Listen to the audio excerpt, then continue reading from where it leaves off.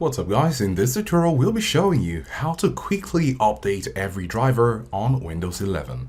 So you want to go over to settings and select Windows Update. So currently we're here on our settings. In order to get to settings, of course, you just need to press your Windows button and type in settings or look for the icon. So once you're on settings, you want to navigate over to the last option, Windows Update. We're currently there and you can see that we have some updates available. After you've made sure that you're up to date with all your updates, you can also scroll down, select Advanced Options, and under Advanced Options, you're going to come under Additional Options.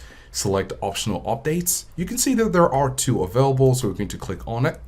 And here you can see Windows Updates 1, which is already the one we saw before. And here we also have driver updates. If you click on the drop down, you can see the update available. Now, usually you're supposed to see your driver updates right here. So you need to select it, click on download and install, and that will help you to install your drivers. Now, if you want to be specific in installing every single driver, you can minimize this, click on your Windows, search for Device Manager. Now, once your Device Manager is open, you can look through every component in your device, and all of these have drivers, which of course you could go ahead and try to update. If we click on the drop down for Bluetooth, we can click on each of them, click on Update Driver, search automatically for drivers, and you can see right here it says the best drivers for your device are already installed. You can follow this step for every driver with your Bluetooth, with your cameras, and really any other driver that you find to be applicable to your goal. So these are the steps to follow to quickly update every driver on Windows 11.